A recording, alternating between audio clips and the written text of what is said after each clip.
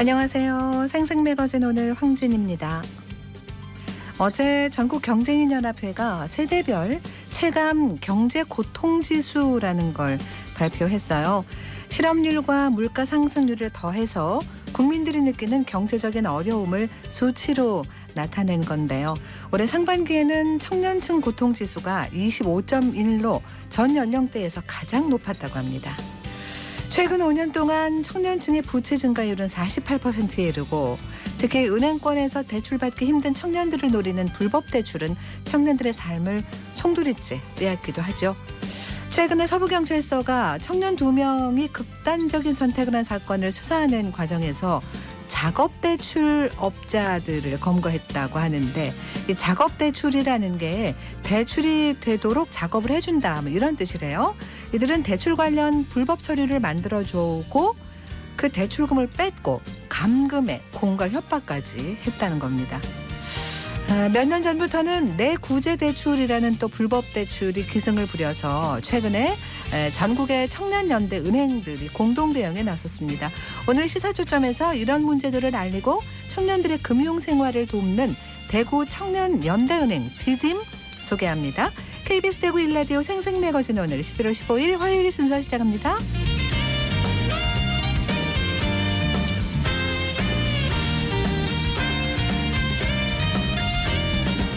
생생매거진 오늘은 대구와 경북 지역민 모두가 함께하는 시사정보 프로그램입니다. 오늘도 청취자 여러분 곁에 한 걸음 더 가까이 다가갑니다. 안동, 포항, 울릉 연결해서 날씨와 소식부터 전해드립니다. 안동입니다. 오늘 경북 북부 지역은 북서쪽에서 남하하는 찬 공기의 영향으로 대부분 지역의 아침 기온 0에서 5도로 시작해서 겨울 추위가 찾아왔습니다. 한낮에도 안동 13도, 봉화 11도의 기온 보이겠고 오후부터 밤 사이에는 빗방울이 떨어지는 곳 있겠습니다. 여기에 순간풍속 시속 55km 이상으로 바람이 강하게 부는 곳 있겠으니 시설물 관리와 안전사고에 유의하시기 바랍니다. 당분간 대체로 맑은 날씨 이어질 걸로 보이고요. 또 다소 쌀쌀한 날씨 계속될 전망입니다.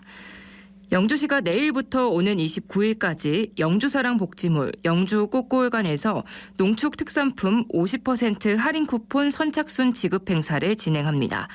쿠폰은 영주사랑 복지몰 로그인 후에 메인 팝업창에서 받을 수 있는데요. 12월 4일까지 사용할 수 있고 발급은 1인 1회로 제한됩니다. 회원 가입 시에는 영주사랑 인증코드를 입력해야 합니다.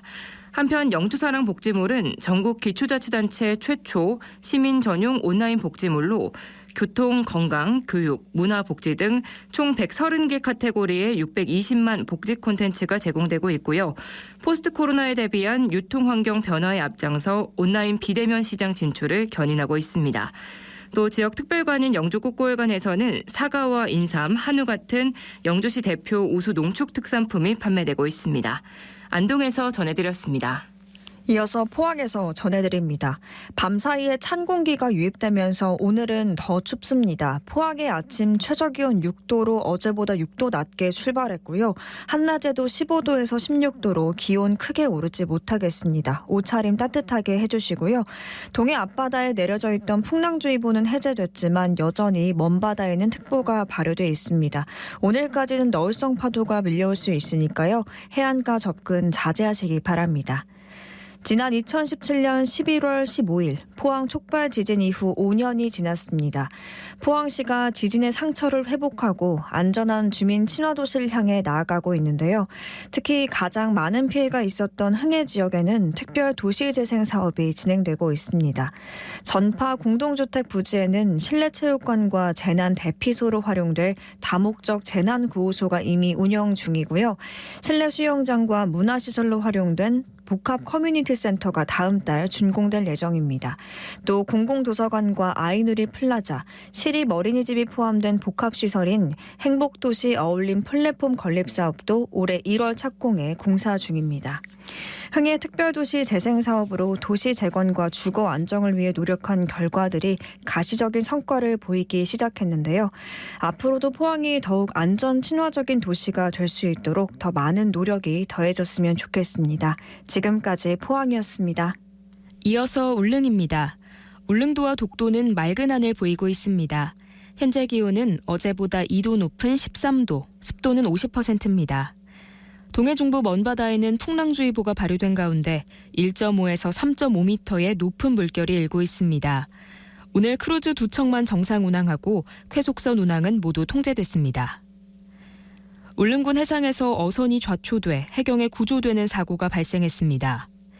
어제 오후 8시 21분쯤 동해 해경은 7명이 승선한 29톤급 통발 어선이 저동 앞 해상에서 좌초됐다는 신고를 접수받았습니다. 이에 해경 구조 인력과 119 안전센터, 해군, 공무원 등은 급히 현장으로 출동해 구조 작업을 벌였는데요. 사고 당시 울릉도 주변 바다에 풍랑주의보가 발효돼 있는 등 해상 날씨가 좋지 않아 구조에 어려움을 겪었지만 배가 좌초한 곳이 행남등대 소라계단 주변 갯바위여서 구조대는 육상을 통한 구조에 나섰습니다. 승선원 중 1명은 자력으로 어선을 빠져나왔고 나머지 선원은 구명조끼를 입고 선내에서 대기하다 오후 10시 37분쯤 전원 구조됐습니다. 승선원 중 일부는 약간의 타박상을 입었지만 건강 상태는 모두 양호한 걸로 전해졌고요. 해경은 풍랑주의보가 내려져 30톤 미만 어선의 출항이 금지된 상태임에도 해당 어선이 출항한 경위와 자세한 좌초 경위를 조사하고 있습니다. 지금까지 울릉이었습니다.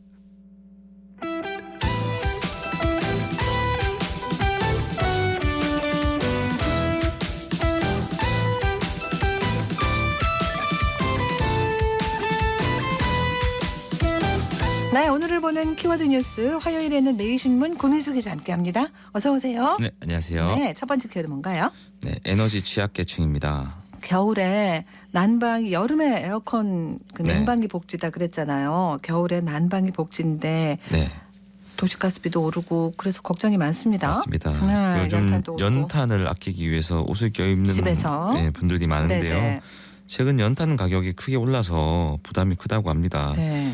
연탄을 지원해주는 연탄은행이 있지만 어려운 이웃을 돕기에는 여전히 부족한 현실입니다. 에너지 취약계층이 주로 이용하는 등유도 최근 크게 올랐습니다. 현재 리터당 1,600원 선에서 거래되고 있는데 1년 전 1,000원대에서 거의 50% 올랐습니다. 산유국 협의체인 오펙에서 감산을 결정하면서 앞으로 더 치솟을 가능성도 있습니다. 그러니까 도시가스가 들어가지 않는 곳들, 농어촌이나 아니면 도심 변두리 노후 주택들 등유 네. 보일러 많이 쓰죠. 네, 대구 쪽방촌 주민들도 마찬가지인데요. 네. 이 등유가 오르니까 전기장판으로 겨울을 버티는 겁니다. 뭐 연탄 사정도 마찬가지인데요. 네. 앞서도 말씀드렸지만요. 하나에 700원 수준이었던 연탄값이 최근에는 800원으로 올랐다고 합니다. 연탄은행이 매일 겨울철 연탄을 지급하고 있는 가구가 대구 경북에만 한 1,000가구 정도가 있는데요. 네. 이들이 안전한 겨울을 나려면 한 가구당 600장 정도의 연탄이 필요한데 네. 코로나19로 후원 손길은 갈수록 줄어들고 있습니다. 그 대구시에서 취약계층에 지원하는 에너지 비용 그런 거 있죠? 네, 대구시는 겨울철 에너지 취약계층에게 가구당 18만 원의 에너지 비용을 지원하는 에너지 바우처 사업을 벌이고 있습니다. 네. 30만 원 상당의 등유 카드도 지원을 하고 있습니다. 하지만 대상자가 65세 이상 독거노인이거나 기초생활 수급자에 한정되면서 사각지대는 여전합니다. 그러니까 이제 이런 일이 없도록 네. 예, 빨리 더 추워지기 전에 항구적인 대책을 좀 마련해야겠습니다. 다음 키워드는요? 네, 수소차입니다. 수소차, 차세대 친환경 차다 그러기는 하는데 대중적인 보급은 어때요? 네, 차는 급격하게 좀 늘어나고 있는데요. 네. 충전소 부족으로 불편이 좀 커지고 있습니다. 인프라가 아직 좀 멀군요. 네, 예산 부족 등의 이유로 충전소 설치는 그 속도를 따라잡지 못하고 있는 건데요. 최근에 대구 동구 신서혁신도시 수소 충전소를 찾았는데 충전기에 오류가 생겨서 수소차 2대가 하염없이 대기하고 있었습니다. 직원이 약 30분 가까이 이제 오류를 해결한 뒤에야 겨우 충전할 수 있었는데요. 예. 만약에 오류가 해결되지 않았다면 가장 가까운 북구 관음 수소 충전소까지 갈 뻔한 상황이었습니다. 그랬군요. 네, 혁신도시에서 관음 충전소까지는 차로 30분 거리에 있는 한 25km 떨어진 거리에 있습니다. 네. 수소차 운전자들은 주변에 충전소가 없어서 가장 가까웠던 경북 구미의 충전소까지 간 적도 있다고 하소연했습니다. 와, 그건 좀 문제인데 그죠? 네. 대구에 수소차는 얼마나 지금 보급돼 네. 있어요? 모두 437대인데요. 많네요. 지난해 317대가 318대가 신규 등록하면서 네, 크게 늘었습니다. 네. 이 반면 충전소는 북구 간음동, 달서구 갈산동, 동구 신서동, 달성군 구지면 등 외곽에 4개 정도 마련됐습니다. 네. 그중에 한 곳은 공사 중이라 이용할 수가 없고요. 충전소 한 곳당 한 145대를 담당하고 있는 셈입니다. 네. 네, 경북은 상대적으로 수소차가 부족해서 대구보다 나은 편이지만 충전소마다 거리가 멀다는 단점이 있습니다. 네. 경북에 등록된 수소차는 152대인데요. 충전소는 성주군, 구미시, 상주시 이렇게 3곳이 있습니다. 충전소 한 곳당 50대를 담당하고 있습니다. 경북이 꽤 넓은데. 네. 그죠. 세 곳은 너무 적은 거 아니에요? 그러니까 충전소마다 거리가 예. 최소 한 40km 정도 되는데요. 네. 이 만약에 이용객이 방문한 충전소에서 충전을 못했다 하면 차량으로 40분 가량 이동해야 하는 겁니다. 충전하러 왔다가 낭패를 볼 수도 있는 건데요. 이에 대해서 경북도는 연말까지 김천, 구미, 칠곡, 경산, 포항 등에 충전소가 마련된다고 해명했습니다. 대구도 그럼 늘어날까요? 대구 지금 많은데 400대가 넘으면 그죠? 네. 대구시는 다른 시도에 비해서는 비교적 여유가 있는 편이라고 해명했습니다. 충전소 한 곳당 수소차 수를 비교해 보면요. 부산이 500대고 서울이 300대, 강원이 200대 수준입니다. 네. 충전소 한 대당 300대 정도만 되어도 큰 불편이 없을 거라는 게 대구시의 설명이고요. 한 곳을 짓는데 수십억 원의 비용이 들어서 무작정 늘릴 수도 없다고 합니다. 다만 내년에 북구 검단동 금호 워터폴리스에 충전소 한 곳을 더 짓기 위해서 한국가스공사와 협의 중이라고 밝혔습니다. 알겠습니다. 빨리 이것도 방법이 있어야 되겠네요. 네. 다음 키워드는요? 네, 명단 공개입니다. 네, 어떤 명단 말씀하시죠? 이태원 그 참사 희생자분들요? 네, 네. 어제죠. 최근에 한 온라인 매체가 155명의 실명을 모두 공개했는데요. 해당 매체는 대형 참사가 발생했을 때 정부와 언론이 사망자의 기본적인 신상을 공개해 왔으나 이번에만 비공개를 고수하고 있다면서 사고 직후부터 끊임없이 책임을 회피한 정부 여당의 태도와 무관치 않다고 주장했습니다. 네. 그러면서 희생자들을 기리는데 호명할 이름조차 없다면 추모 대상이 완전히 추상화된다고 지적했고요. 이미 뉴욕타임스와 워싱턴 포스트 등 여러 외신에서 국내외 희생자 상당수의 사진과 사연을 유족 취재를 바탕으로 실명으로 보도한 바 있다고 말했습니다. 네. 희생자 명단 공개가 왜 문제가 되나 네. 의아한 분들도 계실 겁니다. 정치권에서 왜 이렇게 대립하죠?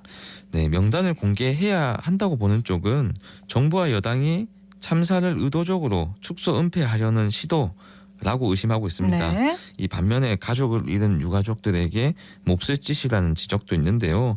좀 위로를 전하는 것이 아니라 정치적 수단으로 활용하려고 한다는 의도라고 읽힌다 이런 지적입니다. 그 유가족 동의 얘기를 하던데요. 네. 그 예를 들면 어떤 다른 끔찍한 참사들 네, 전국적으로 대구도 예외도 아니고요. 네, 세월호의 아픈 기억도 있지 않습니까? 맞습니다. 그럴 때 유족들 동의 얘기는 나온 적이 없는 걸로 기억을 하는데. 네, 네. 그 기존에는 좀 알려지기도 했는데 이번이 네. 특히 더 민감하게 네. 다루는 것 같습니다. 네. 어제도 이 문제가 계속 불거지니까 그 한동훈 법무부 장관이 명단 공개는 피해자 유족들 의사에 반하는 명단 공개는 법적으로 큰 문제가 있다 이렇게 지적을 했는데요. 언론이 희생자의 이름을 호명해도 되는지는 앞으로도 논란이 계속 이어질 것 같고요. 지금 명단을 공개하겠다는 거는 이제 역사에 기록을 하겠다는 것과 그럼요. 같죠. 네. 지금 당장은 아니더라도 10년, 20년 지났을 때 희생자 이름 석자가 어딘가에 기록되어 있는 것과 아닌 것은 큰 차이가 있습니다. 다만 유족들의 원치 않는 공개가 바람직하냐는 다시 따져봐야 할 따져봐야 될 문제고요. 네. 또 언론 윤리적인 측면에서도 계속 논의가 이어질 것으로 보입니다. 알겠습니다. 다음 키워드는요? 내외 산소입니다. 네, 내외 산소? 예. 무슨 산소입니까? 이게 신조어인가 봐요? 이게 신조어긴 한데요. 네. 이게 내과, 외과, 산부인과, 소아청소년과를 의미하는 말이라고 합니다. 앞에 한 글자씩을 땄는데 맞습니다. 뭔가요? 이 모두 환자의 생명과 직결되는 과인데요. 네네. 최근에는 비인기과로 분류되어 지원자가 현저히 줄었다고 합니다. 진료 과목별 선호도에 따라서 지원자가 크게 엇갈리는 건데요. 필수 의료 공백 사태가 심화할 수 있다는 우려가 나오고 있습니다. 네. 이렇게 많이 준다는 얘기는 또 나온 지 오래됐는데 네. 실제로 얼마나 줄었는지 수치로 나와요? 예, 저희 취재진이 지역 수련병원 6곳을 대상으로 2019년부터 올해까지 4년간 진료 과목별 모집 정원과 지원자 수를 분석했습니다. 네. 수련병원은 경북대병원, 칠곡 경북대병원, 영남대병원, 계명대 동산병원, 대구 가톨릭대병원, 대구 파티마병원 이렇게 6곳인데요. 네. 지원율을 보면 내과가 98%고요. 외과는 82%, 산부인과는 66%, 소아청소년과는 47% 모두 지원자가 정원보다 적었습니다. 그러니까 98%, 82%가 지원자 비율이라는 얘기인 거죠. 지원자보다 이게 그렇죠. 예. 100%에서 100%가 안 된다는 네, 거죠. 맞습니다. 지원을 그만큼 적게 했다. 네. 소아청소년과는 절반도 안 되네요. 네, 출산율 감소로 최근 지원이 급감했다고 합니다. 네. 올해는 대구 파티마 병원을 제외하고 지원자가 한 명도 없었습니다. 지역 수련병원에서 2019년 이후 모집한 소아청소년 전공의가 모두 61명인데요. 네. 그러니까 병원에서 61명이 필요하다고 네네. 요청을 한 건데 지원자는 29명에 불과했습니다. 중증 환자를 다루는 흉부외과의 경우에도 최근 4년간 22명의 전공의를 모집했지만 절반인 11명을 충원하는 데 그쳤습니다. 같은 기간 응급의학과는 41명을 모집했지만 지원자는 31명에 불과했습니다. 자, 그러면 반대로 네. 수련이들이 많이 지원하는 인기과가 있다는 얘긴데요. 네, 가장 좋아요. 높은 과는 피부과였습니다. 17명 정원인데 27명이 지원했습니다. 같은 기간에 영상의학과도 지원율이 100%가 넘었는데요. 의료계는 앞으로가 더 걱정이라고 그렇겠죠. 하고 있습니다. 네. 가능한 한 빨리 진료 과목별 쏠림 현상을 해소할 수 있는 대책이 나와야 할 것이라고 지적했습니다. 대책이 나와야 한다는 얘기도 오래됐는데 어떤 대책이 있어야 하나 그죠? 네, 그겁니다. 마지막으로 얼른 하나 얘기해 주세요. 네, 파오차이입니다. 파오차이는 중국 사람들이 우리 김치 부르는 거죠. 네, 지금 최근 중국 여러 언론이 카타르 월드컵에 출전하는 대한민국 축구 국가대표팀이 대회 기간 먹을 김치를 파오차이라고 표현해서 논란입니다. 왜 그러는 걸까요? 네, 뭐 김치 공정이라 볼 수 있는데요. 네. 서경덕 성신여대 교수가 계속 이렇게 문제를 지적을 하고 있습니다. 네. 이 김치에 바뀐 중국어 표기가 신치거든요. 근데 계속 이렇게 파오차이 표기를 고수하면서 계속 자기네들이 김치 원조다. 은연중에 주장을 계속 하고 있는 중국은 거죠. 이번에 월드컵에 출전 못했죠. 네, 지금 2002년 한일 월드컵 때 최초로 출전한 뒤에 20년째 5회 연속 탈락인데요. 네, 뭐 그런 점도 좀 있지 않을까 그러게요. 싶네요. 네, 알겠습니다. 오늘 여기서 마무리할게요. 고맙습니다. 네, 감사합니다. 화요일 키워드 뉴스 매일신문 구민수 기자와 함께했습니다.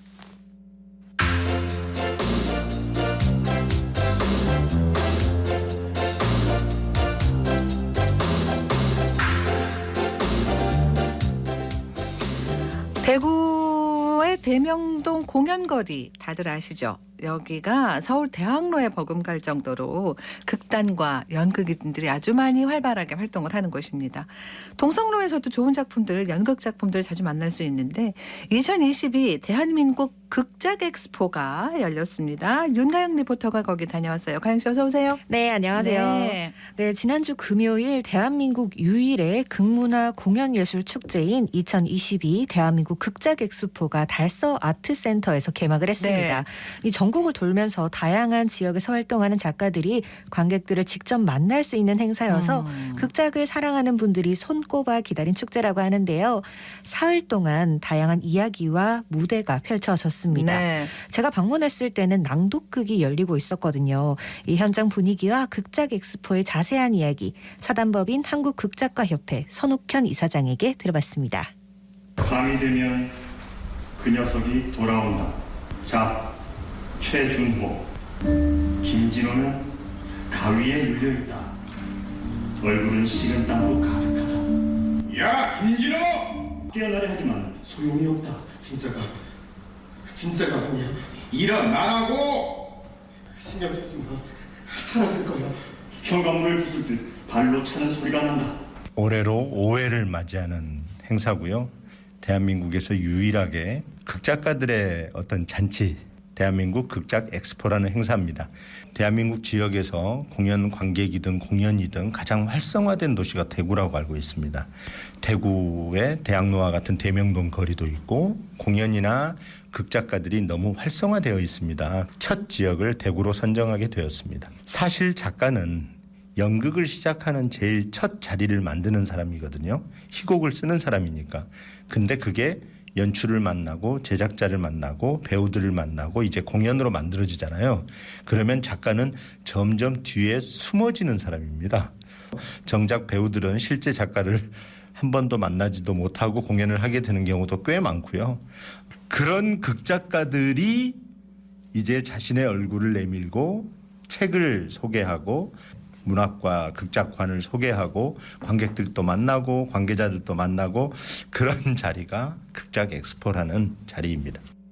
처음이고 연극의 대사가 희곡이잖아요. 네. 그럼 그 희곡을 쓰는 분들의 어떤 축제라는 그렇습니다. 거죠. 네, 처음을 맞습니다. 대구에서 시작하신 거고. 네.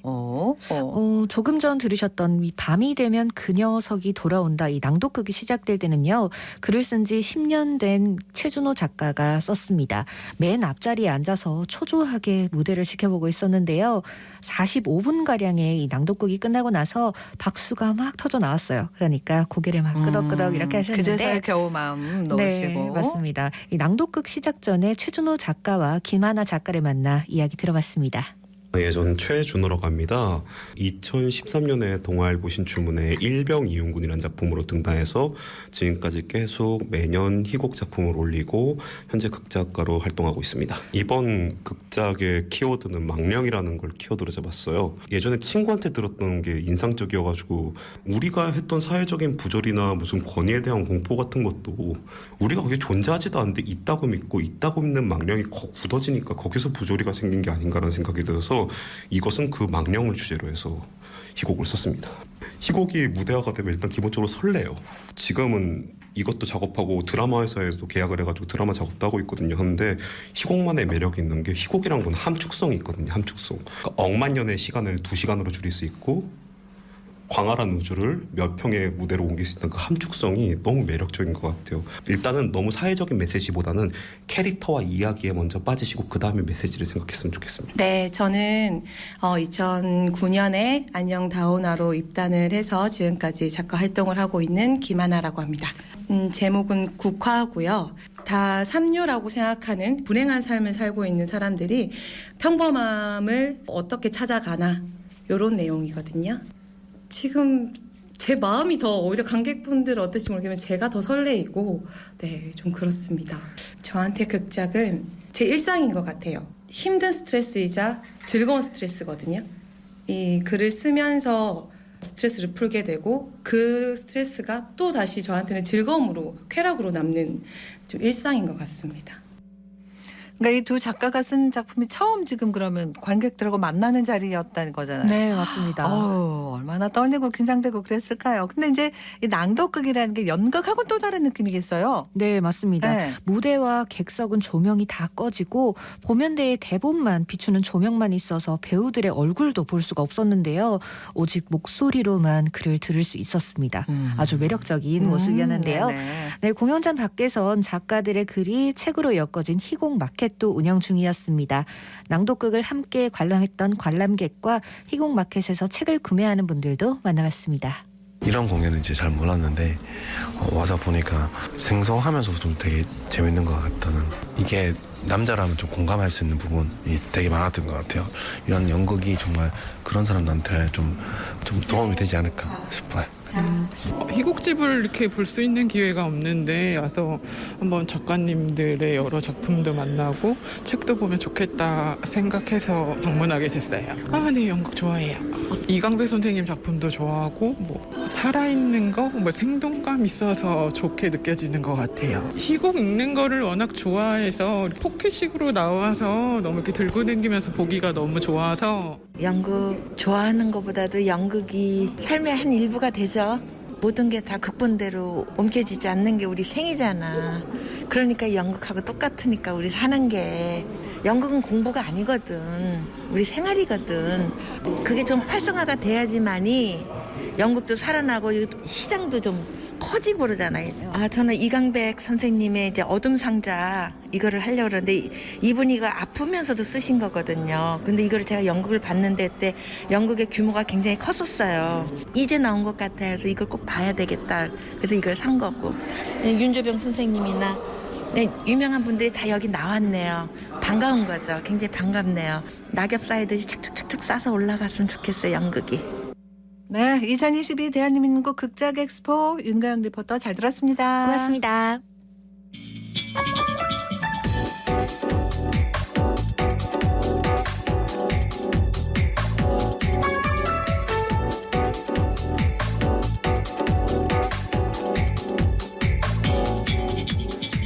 묻고 듣고 생각과 마음을 나누는 방송. 지금 여러분께서는 대구 경북을 보고 듣는 생생 매거진 오늘을 함께하고 계십니다.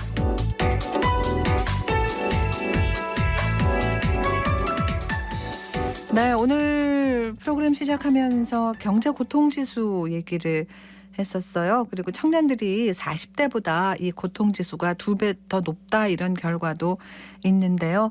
물가는 한 3년 전하고 비교를 해보면 10배가 올랐고 청년 실업률은 20% 정도가 되니까 빚을 지는 청년들이 많아진다는 거죠. 대구 청년은행 디딤 또 청년직업 트레이닝 센터를 운영하는 최유리 이사장 오늘 전화 연결해서 정보 좀 들어볼까요? 안녕하세요. 네, 안녕하세요. 네, 자 디딤 청년들을 위한 은행이다 했는데 운영 방식이 좀 독특하더라고요. 소개부터 좀 해주시죠.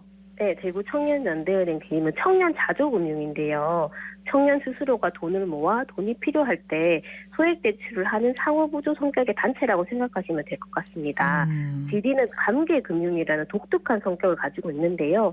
기존 은행에서 대출을 하려면 신용과 소득을 보고 대출 한도와 이율을 정하지만 그렇죠. 디딤에서는 관계를 가지고 대출 한도를 정하고 이자를 갚습니다. 모임에 나오거나 재능 일손 나눔을 하면 신용도가 높아져 대출을 할 수 있게 됩니다.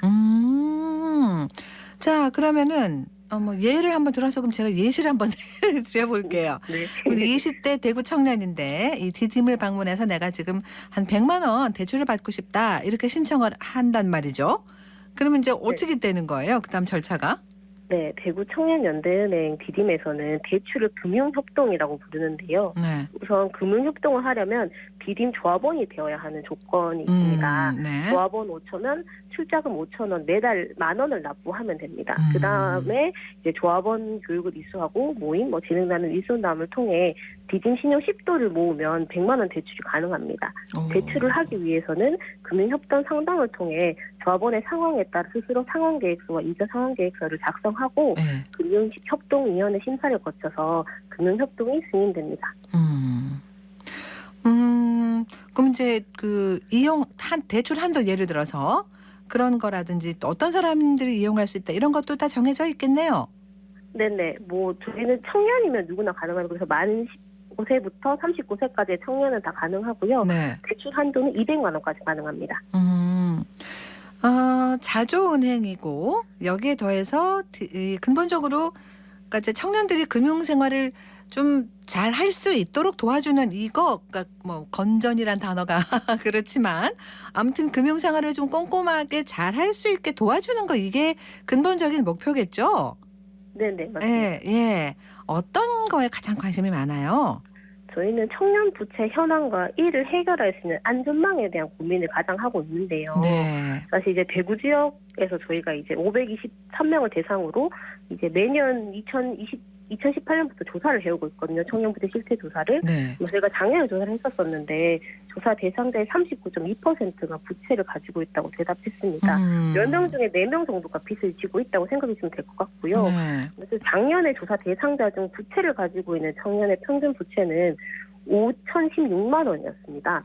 그래서 저희가 2018년부터 조사를 하고 있다고 말씀드렸었잖아요. 네. 2018년에는 3,008만 원, 2020년에는 4,047만 원, 2021년에는 5,016만 원으로 매년 1,000만 원꼴로 부채가 상승하고 있고요. 예. 작년은 특히 코로나19로 인해서 생활비 대출이 8.3%로 2020년에 비하면 두 배가량 높아진 수치였습니다. 네. 조사를 통해 살펴본 바로는 청년 부채가 양적 질적으로 악화되고 있었다는 거고요. 그런데 올해는 경제 상황이 악화되고 금리가 많이 높아진 상황이라서 작년보다 더 우려되는 상황입니다. 그래서 이를 지역사회에 알리고 청년을 위한 정책과 제도를 만드는 활동을 펼쳐나가고 있습니다. 디딤이 활동을 한 게 언제부터예요? 저희가 2018년부터 활동을 했습니다. 그러셨군요. 네. 그동안 청년들의 금융상담 같은 것도 쭉 이제 해오셨을 거 아니에요, 그동안, 그죠? 네네, 그렇습니다. 네, 어떤 이야기들을 많이 하던가요? 최근에는 두 가지 정도가 두드러지게 나타나고 있는데요. 네. 첫 번째로는 경기 불황으로 청년들의 취업 준비 기간이 길어지면서 생활비 대출을 하는 경우가 많습니다. 근데 취업이 계속 뒤로 밀리면서 처음에는 1금융권에서 대출을 하다가 그다음 2,3금융 대출까지 이어지는 상황이고요. 두 번째로는 최근에 많이 나타난 양상이 작년에 경기가 안 좋아지지만 금리가 엄청 낮았잖아요. 그래서 소위 말하는 영끌을 해서 자가마련이나 전세자금 대출을 많이 했는데요. 올해는 변동금리를 청년들이 작년에 많이 선택하면서 올해 금리가 많이 오르면서 이자가 2배 이상 올라서 이자 부담이 심각해지는 상황들이 많았습니다.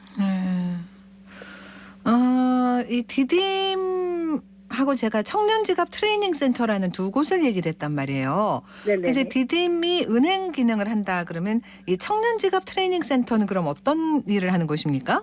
네, 말씀해 주셨듯이 저희 금융교육에 초점을 좀 맞추고 있고요. 네. 최근에는 금융에 대한 관심이 폭발적으로 늘어나고 있는데요. 네. 뭐 주식, 금융상품, 금리에 대한 관심이 높아지면서 이에 대한 정보들도 쏟아 나오고 있습니다. 하지만 이러한 정보에 대한 분별력을 가지는데 청년들이 어려움을 겪고 있습니다. 왜냐하면 그 청년들이 정규 교육 과정이나 일반적으로 금융에 대한 교육을 실시하고 있지 않기 때문인데요. 저희 청년 지갑 트레이닝센터는 이렇게 이제 청년 맞춤형 교육과 상담을 제공하고 있는 사회적 협동조합입니다. 이러한 금융 정보의 바다에서 이에 휩쓸리지 않고 자신의 욕구와 생애 설계에 따라서 건강하고 주도적인 금융생활을 할 수 있도록 돕고 있습니다. 그래서 청년에게 진짜 필요한 실효성 있는 금융 정보를 제공하고 금융 컨설팅을 하고 있습니다. 청년 지갑 트레이닝센터는 대구에만 있는 건 아니고 서울이랑 광주랑 이렇게 있습니다. 그 다양한 이야기들을 해주신 지금 하고 있는 사업이 이제 있는 거죠? 네네네. 맞습니다.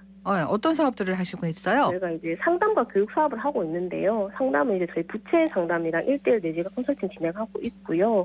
이제 지금은 이제 현재 대구 청년센터와 협약을 맺어서 청년을 위한 이제 교육과 부채 상담소 금융 동아리에 참여하고 있습니다. 뭐 내용은 뭐 저축, 대출, 보험 등 올바른 금융을 이용하는 법, 금융 피해를 예방하는 법, 뭐 지갑 컨설팅, 워크숍 등을 진행하고 있습니다.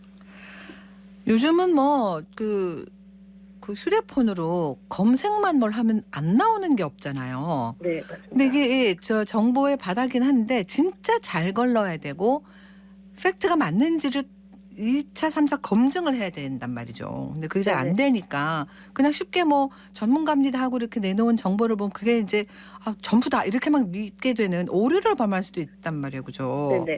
근데 이렇게 트레이닝에 이렇게 한번 와 보신 분들은 완전히 생각이 이제 좀 바뀌겠네요. 네, 그렇죠. 말씀해 주신 대로 사실 정보가 많기 때문에 더 선택하기가 어려운 부분이 있는 것 같아요. 위험하기도 하고. 그래서 사실 교육에 오시는 청년들이 대체로 사회초년생이라서 재무관리를 어떻게 시작해야 할지, 금융상품 어떻게 선택해야 할지부터 이제 고민하시는 분들이 많아서 이 교육을 통해서 저희가 이제 금융생활을 시작할 수 있는 용기가 됐고 계기가 되었다는 이런 분들이 많았습니다. 그리고 제가 가장 기억에 남는 사례는 제 신용 유의자가 돼서 신용 거래가 안 되는 청년분이 계셨는데요. 이제 개인 워크아웃이라는 것을 통해서 이제 채무조정 제도에 통해서 이제 신용 회복을 시작하셨습니다. 처음에는 돈을 갖기 막막하고 돈을 연체해서 신용 유의자까지 됐다는 자기 자신에 대한 자기감을 가지고 있었는데요. 저희 교육을 통해서 부채 해결 방법을 찾으면서 재무적인 부분뿐만 아니라 청년분 스스로가 자존감까지 회복하는 경우가 있어서 같이 이렇게 교육을 하면서도 좀 같이 되게 기뻐했던 기억이 있습니다. 네.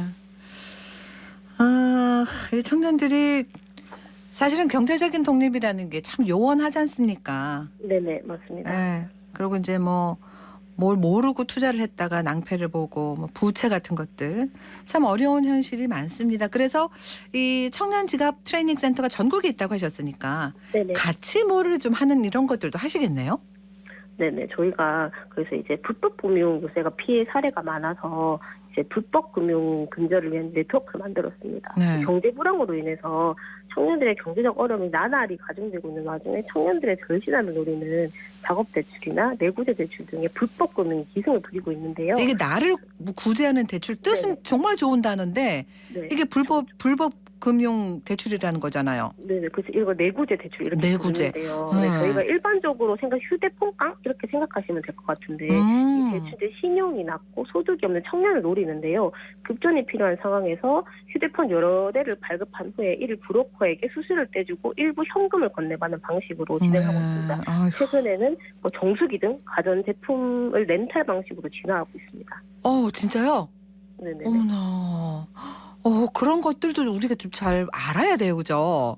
빨리빨리 캐치를 해야 예방하거나 근절할 방법을 찾으니까요. 네네. 자, 이 내구재 대출 문제 근본적으로는 어떤 방법이 있어야 할까요?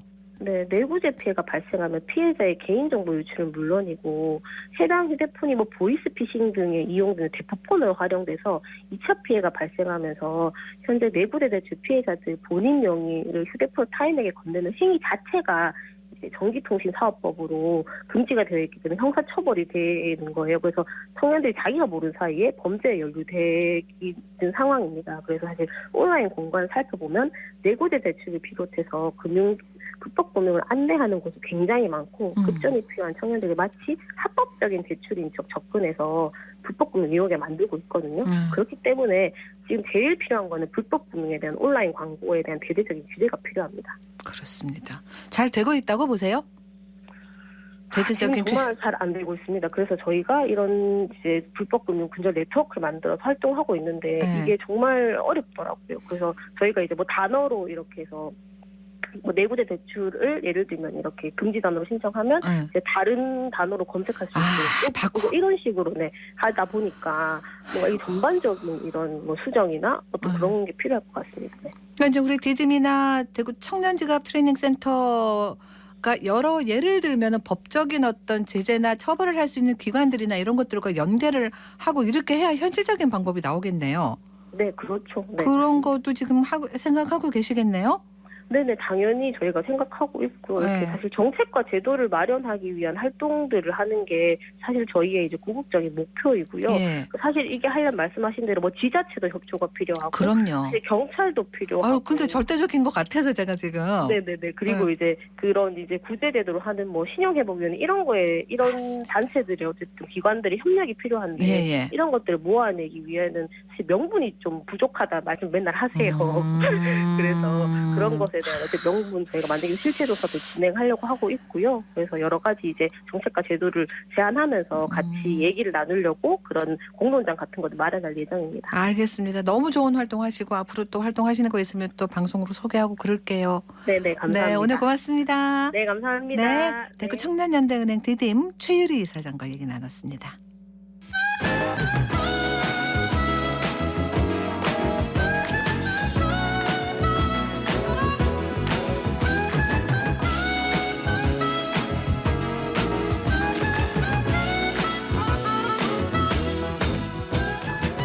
네, 어쨌든 경제 전미영 디지털 자산관리 전문가와 함께합니다. 어서 오세요. 네, 안녕하세요. 지난주에 모처럼 주식시장이 반짝 반등을 해가지고 좋아하신 분들 좀 있었습니다. 그러니까 이제 이렇게 되면 좀 물가 좀 내려갈래나 좀 힘든 이 경제 상황 좀 나아질래나 환율 좀 어떻게 되려나 온갖 걱정이 다 든단 말이죠. 근데 이제 오늘 갖고 온 소식이 내년부터 도입을 할 거라고 하는 금융투자소득세 얘기를 해주신다고 그랬습니다. 네네. 이거를 할지 말지를 두고 여전히 뭐 논란도 있고 의견도 나뉘고 그런 모양이에요. 네네. 오늘 아마 조금 유예된다는 이야기가 지금 나오고 있고요. 네, 그런데 일단 제도는 그 내년도에 신설 예정인 금융투자소득세인데요.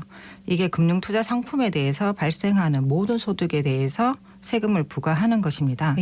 그 20년 말 소득세법 개정으로 23년부터 시행될 예정으로 있고요.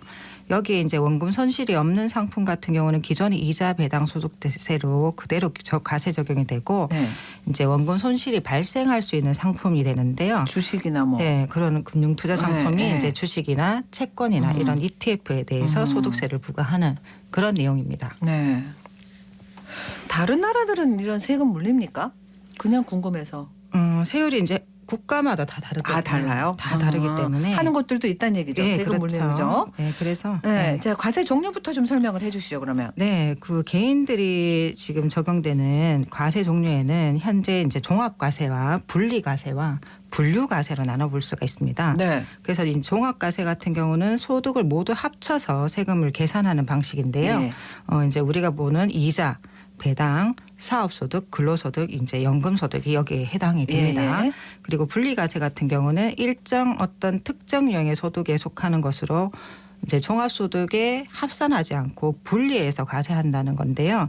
보통 일회성으로 들어오는 어떤 특정 수입에 여기에 이제 소득 이제 해당되는 거고요. 네. 이 분리과세 소득 같은 경우는 말 그대로 종합소득세에 합산하지 않고 따로 그렇죠. 소득의 거죠? 원천 이제 징수세율로 과세를 하게 되고요. 네. 이제 마지막 세 번째가 이제 분류과세가 있는데요.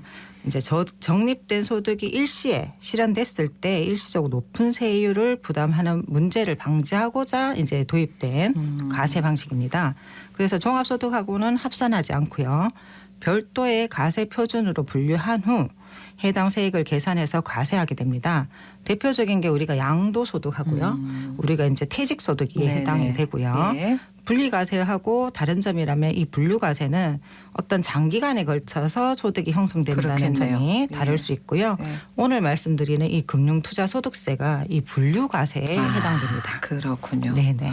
과세율이 어느 정도 된다는 거예요? 금융투자소득세? 네, 현재 이제 돼 있는 상태는 금융투자소득세는 과세 대상은 과세 표준이 이제 3억 이하까지는 20%가 적용이 되어 있고요. 네. 세율이 3억이 초과되면 25% 누진세율로 분류과세를 합니다.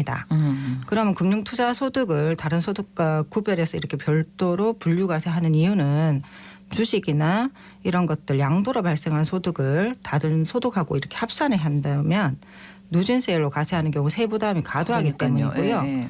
우리가 예를 들자면 만약에 23년도에 이게 도입이 되면 한 해 주식 투자로 만약 6천만 원의 수익을 실현한 투자자들 같은 경우에 현재 이 비율로 하면 220만 원의 양도소득세를 내게 되는데요.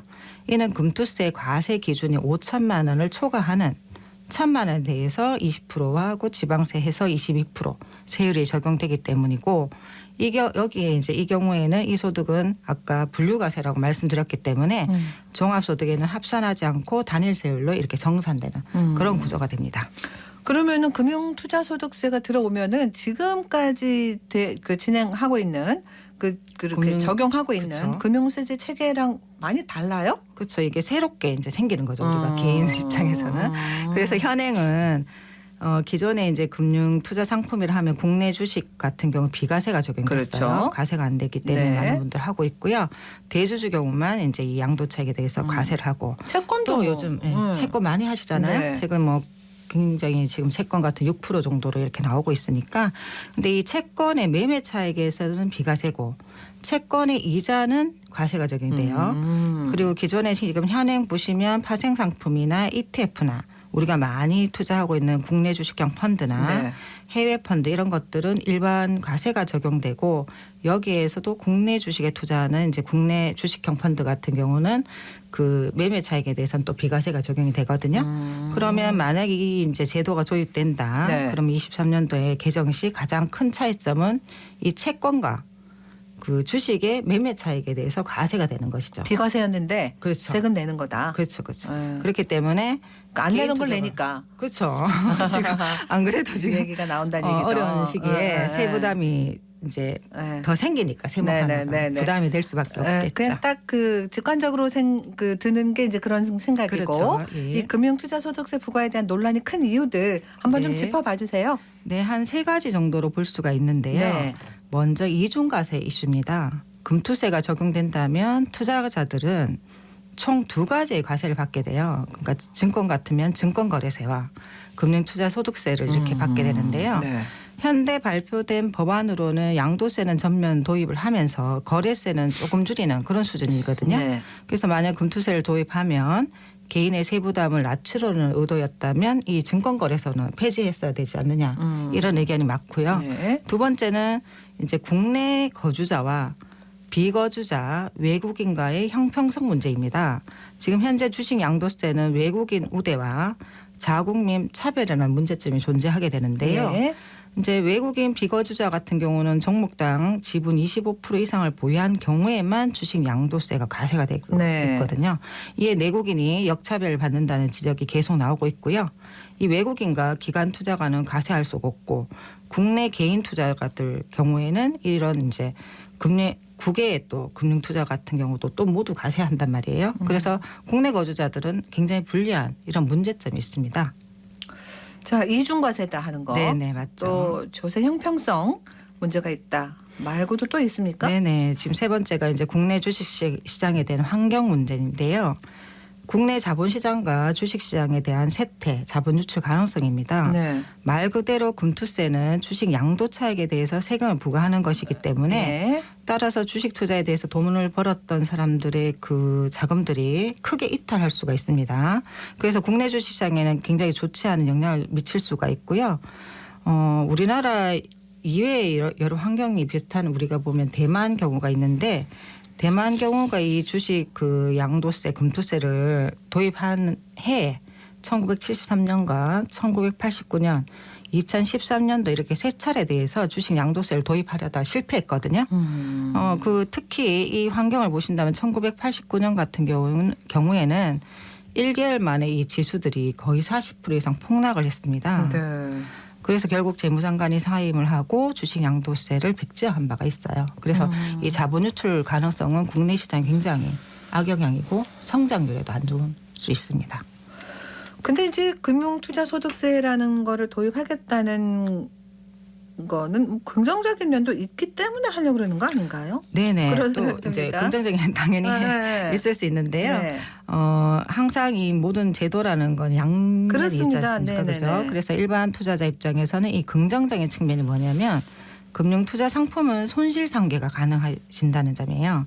이게 굉장히 큰데 이 순수익에 대해서 기본 공제를 하고 과세되는 방식이기 때문에 예를 들어서 한 해 동안에 우리가 A 주식은 수익이 나고 B 주식은 손실을 볼 수가 있어요. 네. 그래서 어떤 주식이 만약에 수익이 한 7천만 원 났다고 가정을 하고 B 주식은 3천만 원 손실이 발생을 했다고 한다면 이 두 개가 연간 손실상계에서 순수익이 만약에 4천만 원이다. 네. 그러면 사실 5천만 원까지는 비과세 적용이 되기 때문에 세금 안 내도 된다. 없어요. 네. 그래서 이게 어차피 뭐 부자들의 세가 아니냐는 이야기가 있고요. 네네. 이외에도 결손금 2월 공제가 있습니다. 그래서 결손금 2월 공제라는 것은 세금 목적상 손실이 발생했을 경우에 차기 이익에 대해서 네. 공제할 수 있는 제도예요. 네. 그 합리적인 세법이라고 할 수 있는데 우리가 어떤 해는 굉장히 손실을 볼 수가 있고 어떤 해는 이익을 볼 수가 있는데 네. 예를 들자면 다음 해 23년도에 손실만 5천만 원 났어요. 그럼 사실은 이 결손 신고 후에 향후 이익이 낳는 해가 있다면 그것을 이제 손실상계에서 합리적인 이제 세법이 될 수 있는 거죠. 그리고 현재 종합과세도 2월 결손금 공제 처리를 15년간 하고 있거든요. 네. 그래서 이 제도가 적용된다면 진짜 본 순수익에 대해서만 과세되는 그런 점이 굉장히 합리적이라고 할 수 있습니다. 결손금 2월 공제라는 것도 있네요. 그죠? 그렇죠. 예. 그러니까 지금 같으면 우리가 A 펀드의 수익이 났다. 거기에 대해서 이제 일반 과세하고 손실에 대해서는 이렇게 반영이 안 되지 않습니까? 네. 그렇기 때문에 어떻게 보면 또 합리적이다 이렇게 볼 수가 있습니다. 근데 지금 이제 워낙 주식시장이 지금 침체고 네. 개미 투자자들이 너무 지금 고생들을 하고 계셔가지고 그렇죠. 반대 목소리가 더 크죠? 그렇죠. 네. 아무래도 지금 어렵고 이런 상황이고 또 세부담이 가중되는 상황이기 때문에 지금 아마 지금 정부나 그다음에 지금 현재 정책 참여자들이 아마 논의 중에 있는데 청원하고 뭐 그랬다면서요? 네, 그래서 아마 유예를 한다면 2년 유예를 추가로 더 할지 않느냐는 이야기도 나오고 있습니다. 아마 네. 결정되는 대로 아마 이런 것들이 그 안내가 이루어질 것이라고 보고 있습니다. 그러니까 이 금투세 도입을 유예해달라는 국민청원이 지금 5만 명 그렇죠. 동의를 얻어가지고 그 기재위에 좀 회부되는 상태다 맞습니다. 이렇게 하는데 이것도 언제 나올지 이제 기다려봐야 되겠고 네. 그러니까 부자 감사라는 비판 이런 얘기 금방 해주셨습니다만 그런 것들 여러 가지 감안해가지고 합리적인 결정을 좀 해야 되겠어요. 투자는 장기 투자하는 분들이 많잖아요. 그렇죠. 그러니까 이제 미리미리 안내 같은 거 하고 좀 이런 절차가 필요하겠네요. 네네. 만약에 이제 뭐 없어질 건 아닌다면 2년 후 유예를 한다고 하더라도 이런 절세 방안을 잘 연구해서 기간 분산이나 또는 여러 가지 이제 제도를 활용해서 절세 방안을 이제 짜면 되는 거기 때문에 제도라는 건 다 장단점이 있지 않습니까? 네, 기다려봐야 되겠습니다. 오늘 말씀 고맙습니다. 네, 감사합니다. 어쨌든 경제의 전미영 디지털 자산관리 전문가와 함께했습니다. 교통정보입니다. 서유리 리포터. 네, 먼저 시내도로 정보입니다. 국채보상로 서성내거리에서 동산내거리 방향 신호 2번에 지나고 구마로 남대구 나들목에서 볼리내거리 방향 교통량은 꾸준하지만 소통 원활합니다. 달구벌대로는 신당내거리에서 성서내거리까지 속도 떨어지지만 그 외의 구간은 어려움 없이 이동합니다. 신천대로 남대구 나들목 방향 도청교에서 침상교까지 정체 이어지고 중동교에서 대봉교 구간은 양방향으로 제속도 못 내고 있습니다. 계속해서 고속도로 상황입니다. 경부고속도로 서울 방향 영천 분기점에서 동대구 분기점까지 막힘없이 지나고 중부내륙지선 창원 방향 서대구 요금소부터 남대구 나들목까지 서행하고 있습니다. 남대구 부근 22km 지점은 4차로와 갓길에 걸쳐서 화물차 견인 작업하고 있고요. 대구 포항고속도로 대구 방향은 청통 와촌 나들목에서 도동 분기점까지 시원하게 지납니다. 지금까지 이 시각 교통정보였습니다. 이번 주부터 파이자의 코로나19 개량 백신 접종이 시작됐습니다. 국내 우세종을 겨냥한 백신이라고 하고요. 감염 예방력이 기존보다 2.6배 더 높대요. 7차 유행, 대유행이 시작되면서 60세 이상 노년층 감염과 사망자가 늘고 있습니다. 방역당국이 접종을 적극 권고하고 있습니다. 이번 겨울철 유행 정점으로 하루 20만 명 전후 예상하고 있는데요. 백신 접종 또 감염 예방에 또 신경 써서 이 겨울 잘 나야 되겠습니다. 11월 15일 화요일 생생매거진 오늘 여기까지입니다. 함께해 주신 여러분 고맙습니다.